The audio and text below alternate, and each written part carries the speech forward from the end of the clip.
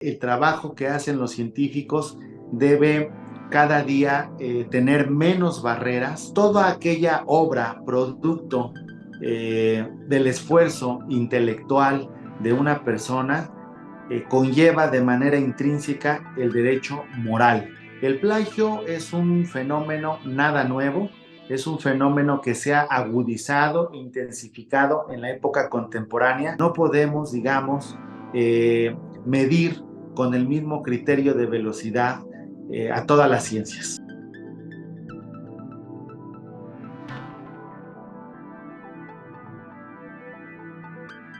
¿Qué tal? Gracias por acompañarnos nuevamente.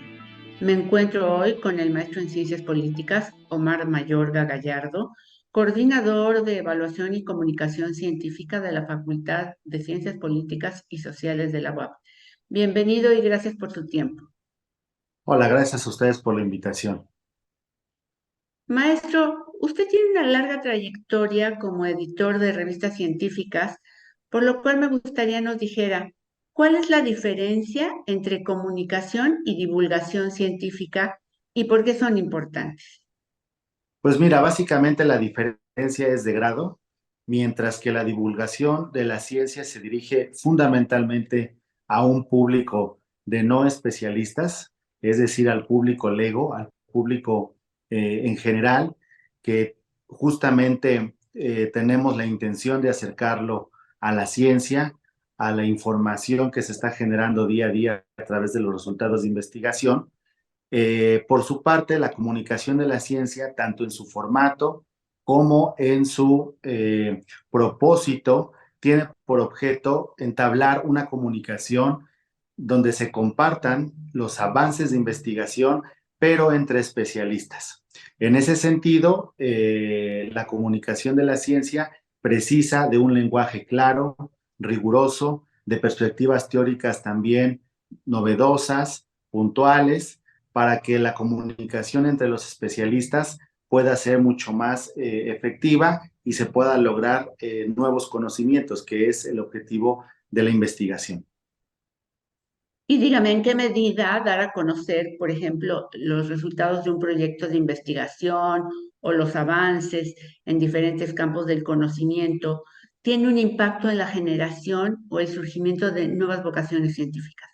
Es una pregunta muy importante y es fundamental que el claustro de investigadores que está organizado junto a un programa de maestría y doctorado, socialice en sus agendas de investigación con sus estudiantes principalmente, para que justamente conozcan cuáles son las líneas de investigación que desarrollan en su universidad, en su posgrado, y paralelamente también es muy importante la función que cumplen las revistas de investigación, de pensamiento, culturales, las profesionales respecto a determinadas materias o temas, porque también de ahí pueden abrevar los estudiantes para acercarse al conocimiento de la ciencia que se produce en sus facultades. Ahora, por otra parte, en cuanto a las personas que no son doctas, que no están especializadas en temas científicos, vemos que en la actualidad hay una amplia gama de posibilidades para acercarse a la ciencia, para tener acceso a las noticias científicas. Sin embargo, muchos medios, sobre todo los electrónicos y las redes sociales, difunden información falsa o poco precisa, información científica me refiero. ¿Cómo puede resolverse este problema? ¿Hay alguna alternativa? ¿Qué puede hacer el lector para constatar si lo que está leyendo es verídico? Muy bien, mira, cuando las personas buscan información de carácter científico, lo primero que hay que identificar son los espacios donde se busca la información científica. En este caso, ya están muy asentadas en la cultura académica los repositorios de información científica y las propias revistas de investigación, que son justamente los espacios naturales y legitimados por la comunidad científica para poder acceder a información confiable en términos científicos y por tanto que les sea útil a los estudiantes en sus trabajos, incluso a los propios investigadores. Eh, Hay también, existen, ¿no?, revistas que se les denomina predadoras o depredadoras, que son revistas que pasan o pretenden pasar en el medio académico, científico, como revistas de investigación rigurosas, pero que en la realidad sus prácticas y procedimientos para evaluar el contenido de los artículos de investigación son poco fiables.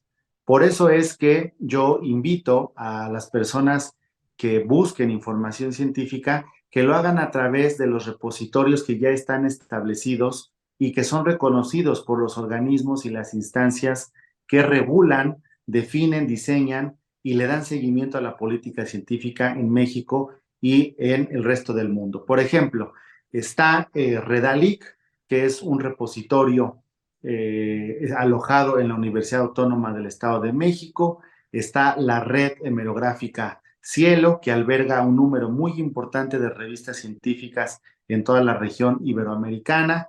Existe, por supuesto, Dialnet, que es otro repositorio de información científica ubicado, financiado por la Universidad de La Rioja en España. Y en el mundo, digamos, de la literatura científica que se gestiona con recursos privados, pues existe Scopus, que también alberga una cantidad ingente de revistas y de artículos científicos y muchas otras más.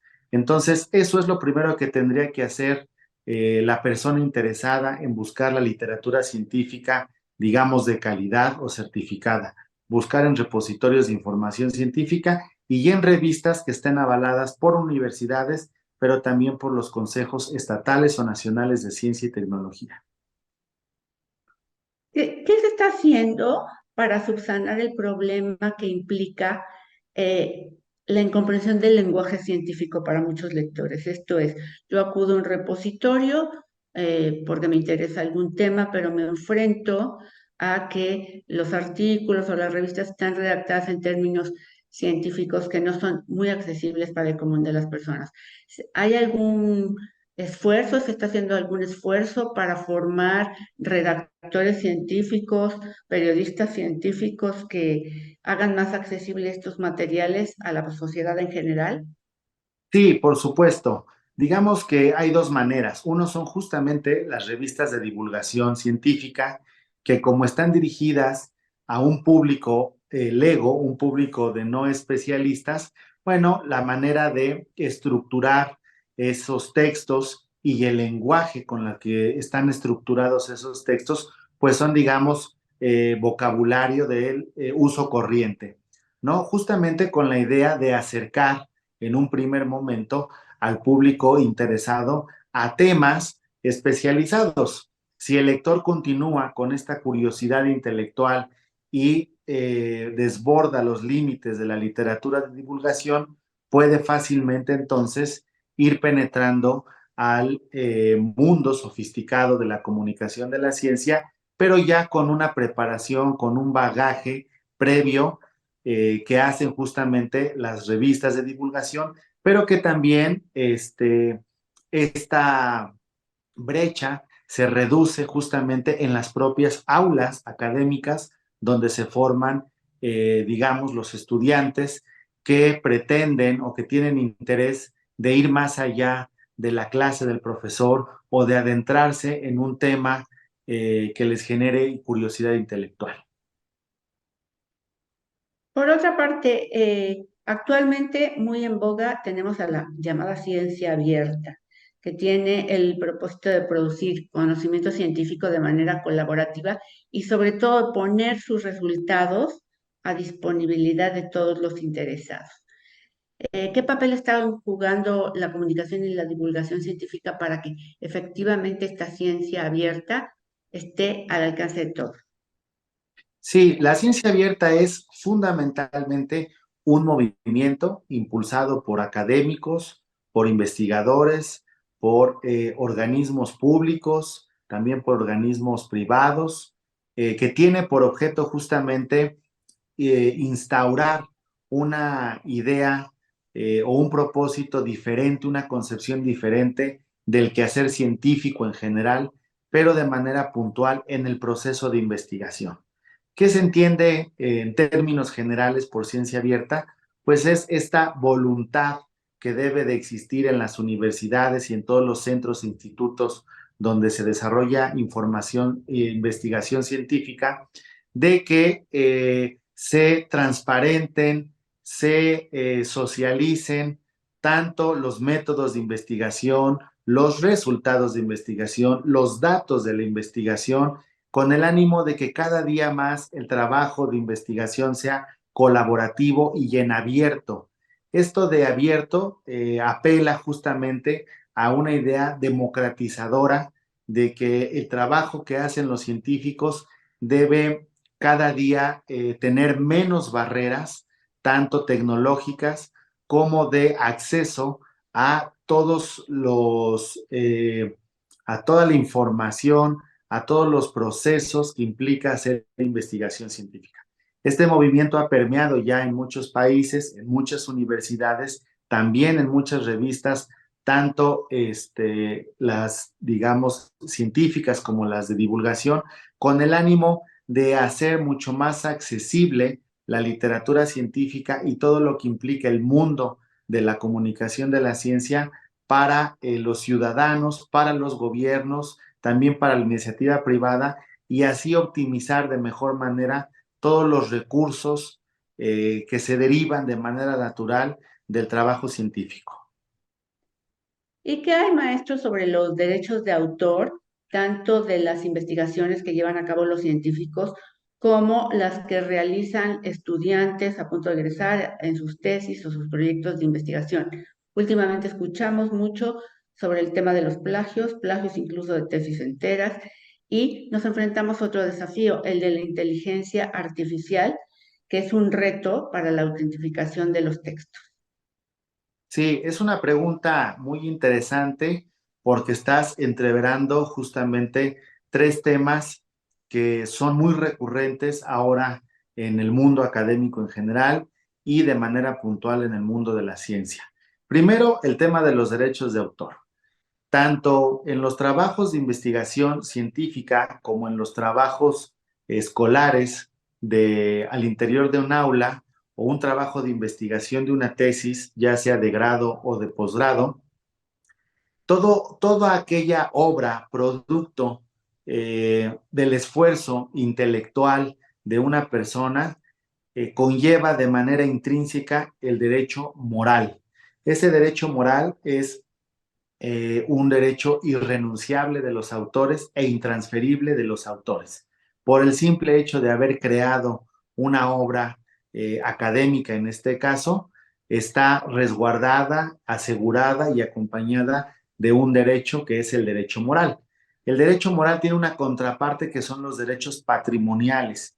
Y los derechos patrimoniales se refieren a las prerrogativas que tienen las instituciones editoras cuando establecen con el autor la edición de una obra, la edición de una revista o la publicación de una tesis en formato de libro o de cuaderno de investigación. Entonces, es importante saber que tanto los tesistas de licenciatura como los investigadores o como los autores consagrados tienen resguardados de manera originaria, natural, sus derechos morales. Ahora, el otro tema que abordas es el plagio.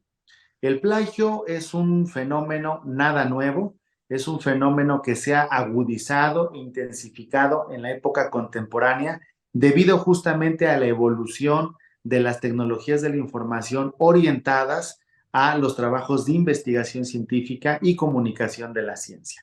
Lamentablemente, la tecnología tiene siempre dos filos, dos maneras, digamos, de presentarse, y una de ellas es que ayuda justamente a las prácticas deshonestas de carácter académico, que es el famoso copy-paste. Ahora, el tercer elemento de tu pregunta, que es la inteligencia artificial y que tiene que ver con el plagio también, el lado positivo de las tecnologías de la información orientadas al mundo de la investigación científica y de la ciencia de manera particular en términos de su escritura y su comunicación es que existen ya herramientas antiplagio, que son software especializados para detectar índices de similitud entre trabajos existentes en la web. Estas herramientas son muy importantes porque en las revistas de investigación, por ejemplo, que es el caso donde más conozco su aplicación, lo primero que hacemos los editores y el trabajo y el equipo de trabajo editorial es que todos los artículos que recibimos los pasamos por esta herramienta antiplagio con el ánimo de detectar justamente el porcentaje de similitud que este autor tiene de trabajos ya publicados en la red. Muchas veces no quiere decir que sea un plagio, muchas veces significa que hay trabajos donde está mal planteada la cita o la referencia y por tanto el software detecta un índice de similitud alto. Eso es una herramienta muy útil para las revistas de investigación porque nos da una primera panorámica respecto al tipo de texto o al tipo de actor, al tipo de escritura al que nos estamos enfrentando los editores para poder encarar mejor su evaluación a través del referente. Pues son temas quizá poco abordados, pero no por ello menos interesantes. Así es que le agradezco mucho que nos haya acompañado para dar un vistazo a toda esta información y le agradecería también que para despedirse eh, comente con el auditorio qué libro está leyendo.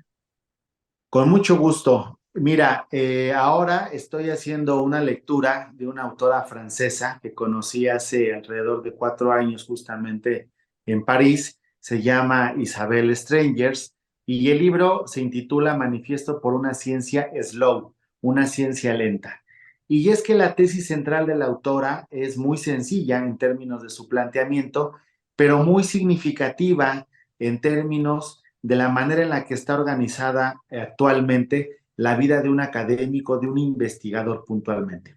La ciencia slow es la bandera con la que la autora despliega una serie de argumentos en favor de eliminar el principio de urgencia y de eliminar la velocidad en términos de la producción científica de un investigador.